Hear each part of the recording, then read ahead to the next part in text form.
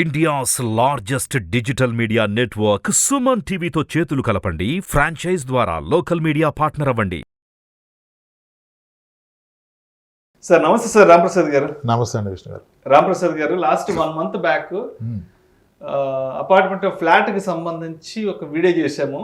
Thumbnail ఏంటంటే, అపార్ట్మెంట్లో flat కొన్న 20 ఏళ్లకు ఏం జరుగుతుందో తెలుసుకోండి, మీకు కళ్ళు తెరిపించే వీడియో అంటూ ఒక థంబ్నెయిల్ పెట్టి ఒక వీడియో రిలీజ్ చేసాము. అది ఆల్మోస్ట్ 4.6 lakhs వ్యూవర్షిప్ వచ్చింది. అండ్ కామెంట్స్ కూడా ఆల్మోస్ట్ ఒక 300 కామెంట్స్ ఏమి వచ్చాయి. చాలా మంది రెస్పాండ్ అయ్యారు నిజంగా ఆ వీడియోకి. చాలా బాగా వైరల్ అయింది. నాకు తెలిసిన వాళ్ళు, అంటే నేను నెల్లూరు వెళ్ళినప్పుడు కూడా చాలా మంది ఎస్పెషల్లీ ఆ వీడియో గురించి చాలా మంది నా దగ్గర ప్రస్తావించారు, మీ గురించి కూడా. సో అయితే దాంట్లో కొన్ని కామెంట్స్ వచ్చినాయి, నెగిటివ్ పాజిటివ్ అన్ని కామెంట్స్. ఒకసారి చూద్దాం అసలు ఎవరెవరు ఎలా రెస్పాండ్ అయ్యారు ఏంటనేది ఒకసారి చూసి, అండ్ వారికి మీ సమాధానం ఏంటో కూడా తెలియజేద్దాము, ఓకేనా? ఫస్ట్ కామెంట్ వచ్చేసి, ఇప్పుడు మనకున్న దాంట్లో ఫస్ట్ కామెంట్ టాప్ లో ఉంది. అది 2012లో సిటీ మధ్యలో మెట్రోకు దగ్గరగా 22 లక్షలకు కొన్న సెకండ్ హ్యాండ్ ఫ్లాట్ ఈ రోజు 60 లక్షలకు అడుగుతున్నారు రాంప్రసాద్ గారు, ఏం చేయమంటారంటూ ఒక కామెంట్ వచ్చింది. మీ సమాధానం ఏంటి? పేరు కూడా చెప్పండి కదా. పేరు వచ్చేసి అయితా శివ పేరు. సార్ ఇప్పుడు ఆయన ఎంత కొన్నారు 2012లో? 2012లో 22 లక్షలు కొన్నారు, ఇవాళ 60 లక్షలకు అడుగుతున్నారు. ఇంకోటి ఆయన అప్పుడు కూడా సెకండ్ హ్యాండ్ లో కొన్నారు కదా. సెకండ్ హ్యాండ్ అంటే అప్పటికి ఒక 5-6 ఏళ్ళు అయి ఉంటుంది.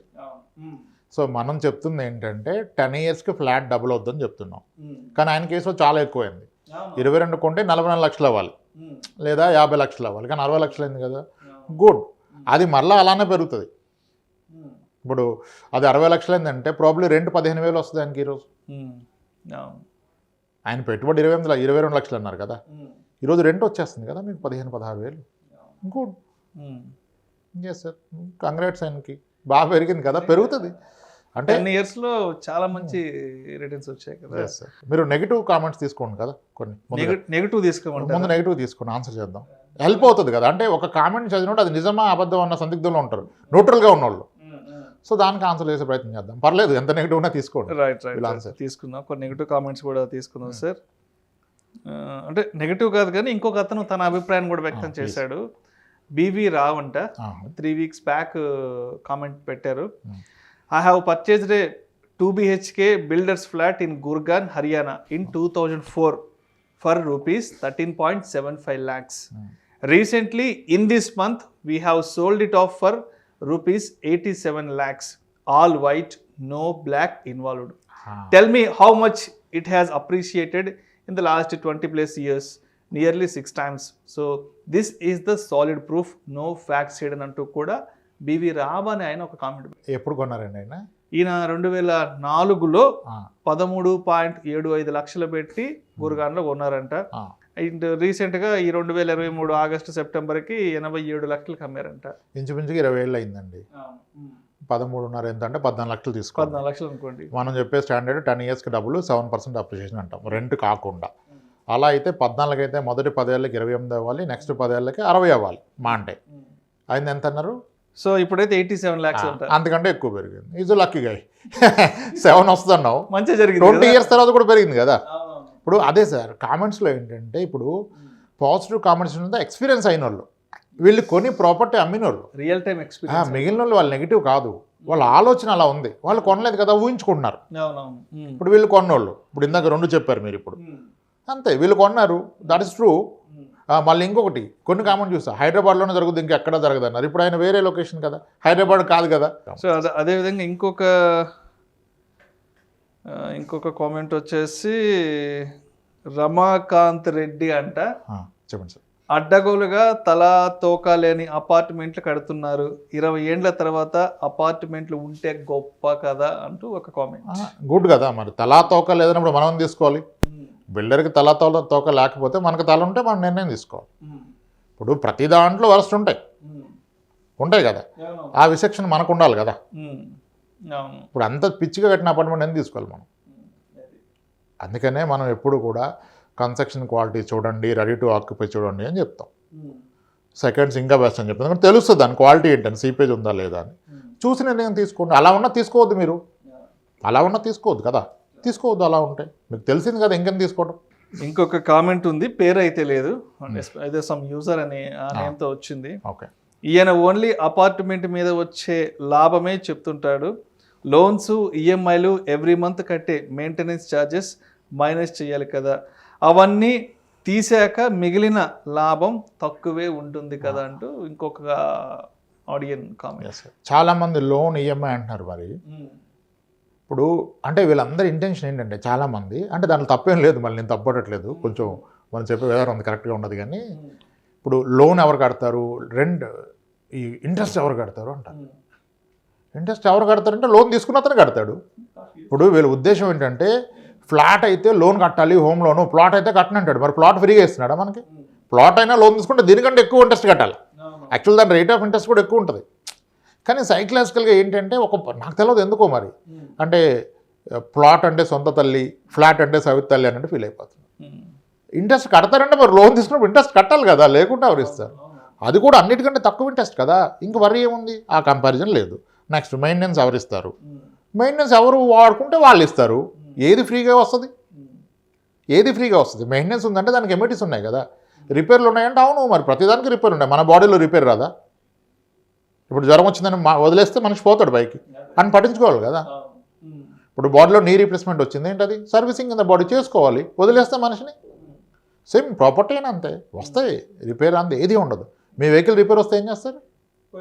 వాడుతున్నప్పుడు చేసుకోవాలి. ఫ్లాట్ అయినా అంతే, రిపేర్ రాకుండా ఎందుకు ఉంటాయి? దేనికైనా వస్తాయి. మనం అనేది ఏంటి, అంత కాస్ట్ వేసినా ఇప్పుడు బాగా పెరిగినా కూడా చెప్పలేం మనం. ఇప్పుడు 3 yearsలో డబుల్ అయిందని చెప్పాము మనం, చెప్పలేం. ఇప్పుడు మన కామెంట్స్ చెప్పారు ఇందాక, అంత 3 రేట్లు 4 రేట్లు 6 రేట్లు పెరిగింది 20 years. మనం చెప్పింది 10 yearsకి డబుల్ అవుద్దని చెప్పాము. కొన్నిసార్లు అగ్రెసివ్గా అవుతుంది, అయినా దాన్ని పట్టించుకోవద్దు. మీరు యావరేజ్ పట్టుకోండి, 10 yearsకి మీ ఫ్లాట్ డబుల్ అవుతుంది అని చెప్పా. కానీ చాలా దాన్ని బీట్ చేసినాయి, బట్ స్టిల్ దానికి వెళ్ళొద్దు అంతే. మరి అప్పుడు ఆ కాస్ట్ వెళ్ళిపోతుంది కదా అక్కడ. మీకు వచ్చే రెంట్ 20 years బ్యాక్ 10 లక్షలు 12 లక్షలు పెట్టి కొన్నాయి, ఇవాళ ఆల్మోస్ట్ కోటికి దగ్గరలో వచ్చేసాయి. ఇన్నాళ్ళు వచ్చిన రెంట్ ఎక్కడ ఇస్తారు? మరి రిపేర్లు అంటే రెంట్ కూడా వస్తుంది కదా, మళ్ళీ అమ్మితే వచ్చే డబ్బులు ఉన్నాయి. అవును. నెక్స్ట్ ఇంకో క్వశ్చన్ ఉంది, and sorry to ask this question sir, ఇది కొంచెం ఇబ్బందికరమైన క్వశ్చన్. బాగా ఉన్నారు. కేపీ కుమార్ అంట, బొంగులే కొనేవాడు ఉండడు. చాలా మంచి ప్రశ్న సార్. సెకండ్ హ్యాండ్ ఫ్లాట్కి కొనేవాడు లేడు అనే కామెంట్ చాలామంది పెట్టారు. సెకండ్ హ్యాండ్ ఫ్లాట్ ఎవడు కొంటాడు? ఒక బోల్డ్ స్టేట్మెంట్ ఇవ్వదలుచుకున్నాను ఇక్కడ విత్ మై ఎక్స్పీరియన్స్, అంటే నాకున్న క్లయింట్స్ ఎక్స్పీరియన్స్ని. నిజానికి అందరికీ తగిన విషయం ఏంటంటే సెకండ్ హ్యాండ్ ఫ్లాట్ అమ్మేవాడు ఎవడు లేడు, కొనేవాడు కాదు, అమ్మేవాడు లేడు. ఇప్పుడు హైదరాబాద్లో ఇప్పుడు ఈ క్షణాన మీరు 99 acresకి వెళ్ళి ఫ్లాట్ గురించి ఎతకండి, కొత్త ఫ్లాట్స్ 1,00,000 ఉంటాయి. 1,00,000 ఉంటాయి కొత్త. సెకండ్ హ్యాండ్ 5,000 కూడా ఉండవు. ఎందుకు ఉండవు అంటే ఇప్పుడు మీరు ఇందాక చెప్పిన ఎగ్జాంపుల్స్ పాజిటివ్ కామెంట్స్ అని చెప్పారు కదా, 10 లక్షలకు ఉంటే 60 లక్షలు అయింది, 70 లక్షలు అయింది అని చెప్పేసి. ఇప్పుడు 70 లక్షలు అయింది, 20,000 25,000 రెంట్ వస్తుంది, దాన్ని అమ్మే ఆలోచన కూడా రాదు. ఇంకోటి, ఒక సెకండ్ హ్యాండ్ ఫ్లాట్ అమ్మటం చాలా ఈజీ, ఇది ఎవరికి అర్థం అవట్లా. ఐ టెల్ యూ, ఒక ప్లాట్ అమ్మటం ఎంత డిఫికల్టో ఒక ఫ్లాట్ అమ్మటం అంత ఈజీ. ఎవ్వరు రియలైజ్ అవ్వట్లా. కొన్నాం కానీ దానికి ఎగ్జిట్ కూడా చూసుకోవాలి కదా సార్, ఎంట్రీ ఉన్నప్పుడు ఎగ్జిట్ ఉండాలి కదా. ఇప్పుడు ఎవరైనా సరే, ఎంత ఓల్డ్ అపార్ట్మెంట్ అయినా సరే హైదరాబాద్లో, 20 సంవత్సరాల ఓల్డ్ కానీ, 10 years ఓల్డ్ కానీ, 3 years ఓల్డ్ కానీ, సరదాగా మొబైల్ తీసుకొని మీ అసోసియేషన్ వాట్సాప్ గ్రూప్లో I'm just thinking of selling my flat అని ఒక మెసేజ్ పెట్టి చూడండి. నెక్స్ట్ 10 minutesలో మీకు కాల్ వస్తుంది. మీ పక్క ఫ్లాట్ అయినా పై ఫ్లాట్ అయినా చేస్తాడు. సార్ మా బామ్మర్ది ఎప్పటి నుంచో చూస్తున్నట్టు సార్, ఎలాగైనా నాకు ఇవ్వండి, లేదంటే మా ఆవిడ చంపేస్తుంది, మీ మెసేజ్ చూసిందంట, నాకు ఫోన్ చేసింది అంటాడు. మళ్ళీ నెగోషియేషన్ ఉంటుంది దాంట్లో. సార్ మనకు తెలిసిన రేటే కదా సార్, మొన్న 501 పోయింది కదా 66కి, అదే రేట్లో చేసేసుకుందాం సార్, అడ్వాన్స్ కొట్టనా అంటాడు. అంత ఈజీ సెల్లింగ్ ఏ ఫ్లాట్. ఒక ప్లాట్ అమ్మబెట్టండి, నాకు చూపించండి ఎవరన్నా ప్లాట్ అమ్మగలరేమో. వాళ్ళే మీకు క్యాబులు పెట్టి భోజనాలు పెట్టి ఇస్తూ ఉంటే మీరు ఎవరిని అసలు ఒకటి వచ్చి మీ ప్లాట్ ఎందుకు చూస్తాడు ఎక్కడో ఉంటే? అది వారు సైట్ సీయింగ్ లాగా తీసుకెళ్ళి ఎలా అవుతుంది? అది వాళ్ళకి అవుతుంది, వాళ్ళ వ్యవస్థ పెద్దది.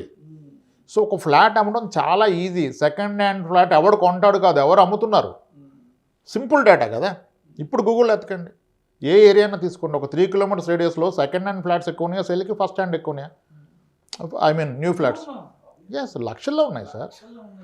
ఇప్పుడు కొన్ని మేజర్ బిల్డర్స్ ఆల్రెడీ కట్టిన వెంచర్స్లో ఇప్పుడు ఆల్రెడీ ఉన్నాయి major, Aparna, my home, what ever, వీటిలో చాలామంది ఒక రిలేటివ్స్, మా సిస్టర్ ఉంది, మేము ఎక్కడ కొంటాం, మా బావ ఉన్నాడంటే ఆడు 1 yearగా వెయిట్ చేస్తుండే ఏమన్నా వస్తుందా దూరదామంటే ఇవ్వడమట్లా. ఒక్క ఫ్లాట్ వస్తే అలా ఎగరేసుకొని పోతున్నారు. అదేంటి సార్ మాకు చెప్పలేదు, మీరు అమ్మేశారంటే ఎక్కడైనా పెట్టా వెన్న వచ్చాడు, అడ్వాన్స్ ఇచ్చాడు. సో ఫ్లాట్ అమ్మటం చాలా ఈజీ అండి. ఇక చాలా ఎక్కడ రేర్ కేసెస్ ఉండొచ్చు, కానీ యాక్చువల్గా ఒక సెకండ్ హ్యాండ్ ఫ్లాట్ అమ్మటం చాలా సులువు compare to new flat. So మరో కామెంట్ వచ్చింది, మధుసూదన్ రావు అంట 3 weeks బ్యాక్ కామెంట్ ఇచ్చారు. ఇది పాత ఫ్లాట్లు కొనడానికి బ్యాంకులు అప్పులు ఇస్తాయా, అవి ఆస్తి విలువను ఎలా లెక్కిస్తాయో తెలుసా, ఎవరైనా బ్యాంకర్లను అడిగి చూడండి చెబుతారంటూ మధుసూదన్ రావు ఆయన ఈ కామెంట్ ఇచ్చాడు. పాత ప్రాపర్టీస్ మీద బ్యాంకులు లోన్ ఇస్తాయంట. సింపుల్ సార్, బ్యాంకర్ ఎప్పుడు కూడాను తను అమ్మగలిగిన ప్రాపర్టీకి లోన్ ఇస్తాడు. బ్యాంకర్ అమ్మగలిగిన ప్రాపర్టీ అంటే మీ ప్రాపర్టీ కొనేవాడు ఉన్నాడంటేనే లోన్ ఇస్తాడు. Okay, simple logic. అయితే లోన్ ఎంత ఇస్తాడో కూడా బ్యాంకర్ డిసైడ్ చేస్తాడు. దాన్ని టెక్నికల్ వాల్యూ అంటారు. ఓకే, ఇప్పుడు ఫస్ట్ ఆఫ్ ఆల్ మనం ఇంతకుముందు మీరు చదివిన కామెంట్స్లో 22 years అయింది, 24 years అమ్ముతున్నంటే కొనేవాడు ఉన్నాడు కదా, కొనేవాడు ఉన్నప్పుడు బ్యాంకర్ లోన్ ఇస్తాడు. మొత్తం వాల్యూ ఎంత కడతాడంటే technical value in a simple టర్మ్స్లో ఎలా కడతాడంటే, ఒక బ్యాంకరు ఒక ఫ్లాట్కి లోన్ ఇవ్వాలంటే ఒక 50 flats ఉన్న వెంచర్లో దాంట్లో ఇంతకుముందు ఫ్లాట్ ఎంతకు పోయింది, ఆ సరౌండింగ్లో సిమిలర్ అపార్ట్మెంట్లో ఎంతకు పోయింది, ఒక మూడింటి యొక్క యావరేజ్ రేట్ని మీ రేట్గా కడతాడు.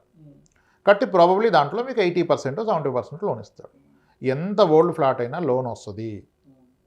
ఎందుకు, దానికి బయ్యర్ ఉంటే బ్యాంకర్ లోన్ ఇస్తాడు. బ్యాంకర్కి అది ఎంత పాతదా కొత్తదా కాదు, రేపు మీరు డిఫాల్ట్ చేస్తే అమ్ముకోగలనా లేదా అనేదే క్వశ్చన్. బ్యాంకర్ లోన్ ఎందుకు 80% ఇస్తాడు, మొత్తం ఇవ్వచ్చు కదా అంటే వీడు అగ్గొడితే 80 కన్నా అమ్ముకోగలుగుతాను కదా అని. సో కాబట్టి పాత ఫ్లాట్కి లోన్ రాదనేది తప్పు. ఇప్పుడు మేజర్ బిల్డర్స్ హైదరాబాద్లో 22 years బ్యాక్ 50 లక్షలకు అమ్మిన ఫ్లాట్లు 2.5 కోట్లు ఉన్నాయి. ఎనీ మేజర్ వెంచర్ తీసుకోండి, లోన్ రాదా క్షణాల్లో వస్తుంది లోన్. బ్యాంకర్ లోను మీ సిబిల్ పోతే ఇవ్వడం, ప్రాపర్టీ మీద ఇస్తాడు, హ్యాపీగా ఇస్తాడు, ఎంత ఓల్డ్ అనే క్వశ్చనే లేదు అక్కడ. ఇంకొక కామెంట్ వచ్చింది, పేరైతే ఏం లేదు, స్పెక్ట్రా ఫిన్కార్ప్ ఏదో ఒక వేరే పేరుతో ఏదో ఉంది.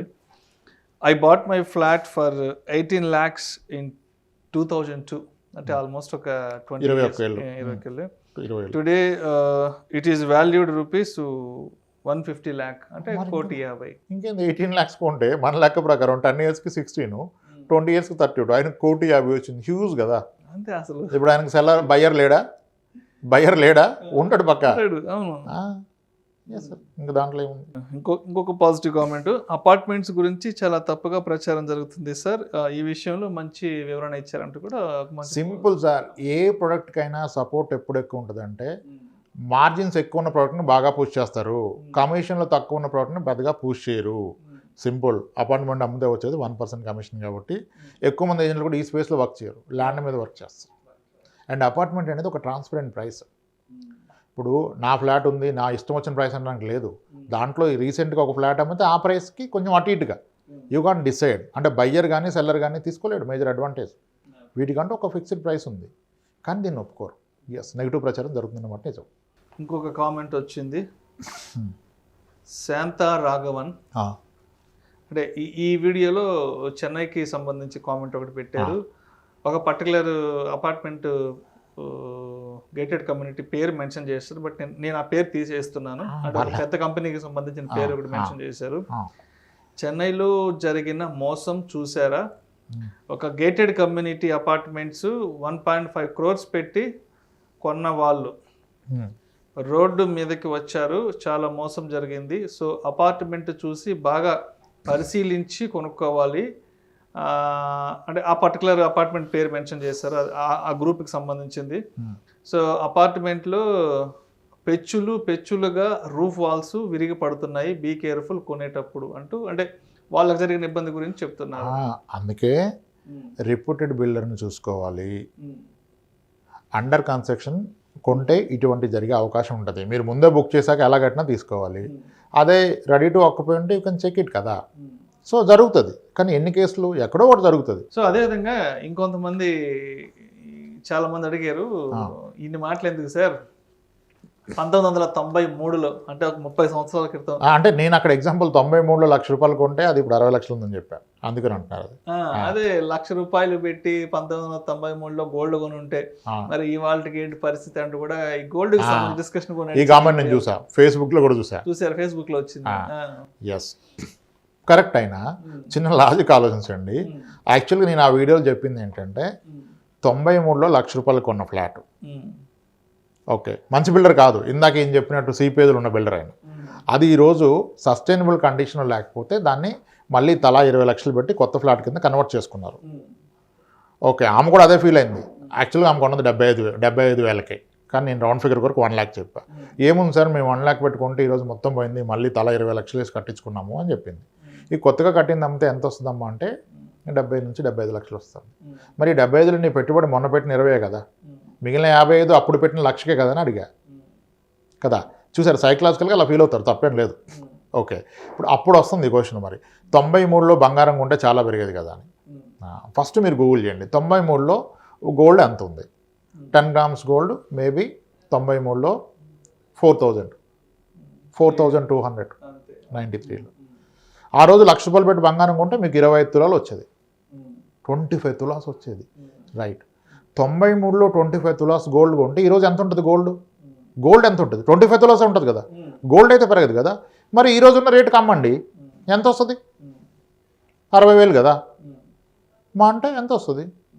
10 తులాలు అంటే 6 లక్షలు, 20 తులాలు 12, ఇంకొక 5 తులాలకి ఒక 6 వేసుకోండి, 18 లక్షలు వస్తుంది.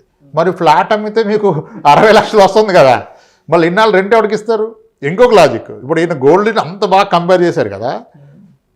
ఇప్పుడు మరి గోల్డ్ కొనుక్కొని ఇది కొన్నారు, ఎవ్రీ మంత్ ఇది మీరు లేరు అనుకోండి, మరి గోల్డ్ అయితే దాని మీద మీకు రిటర్న్స్ రాలే కదా. మరి దీని మీద రిటర్న్స్ మీరు గోల్డ్ కొని ఉంటాయి.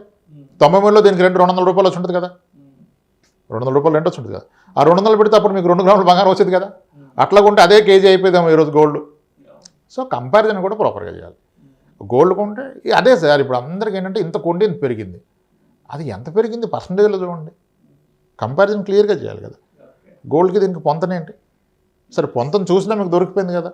అప్పుడు కొంటే మీకు 1/4 kg గోల్డ్ వచ్చింది, ఈరోజు 1/4 kg గోల్డ్ అమ్మితే 18 లక్షలు వస్తుంది. కానీ మరి అదే ఫ్లాట్ అమ్మితే 60 లక్షలు వచ్చింది, 30 ఏళ్ళు మీకు సర్వీస్ ఇచ్చింది, మరి ఇంకేం కావాలి? మన అవసరాలన్నీ తీర్చింది. ఆయన ఎన్ని బిల్డింగ్స్ కూలిపోయినాయి 30 years ఓల్డ్వి, ఎన్ని కాళ్ళు లేకుండా ఎవడో రాక, ఎన్నిటికి బయ్యర్ లేడు, simple. Thank you so much Ramprasad గారు. గతంలో మనం చేసిన వీడియోకి సంబంధించి వచ్చిన కామెంట్స్ అన్నిటికీ చాలా సావధానంగా, చాలా ఓపిక్గా అన్ని కామెంట్స్కి మీ సమాధానం తెలియజేశారు sir. Thank you so much. Right అండి, థ్యాంక్స్ అండి కృష్ణ గారు.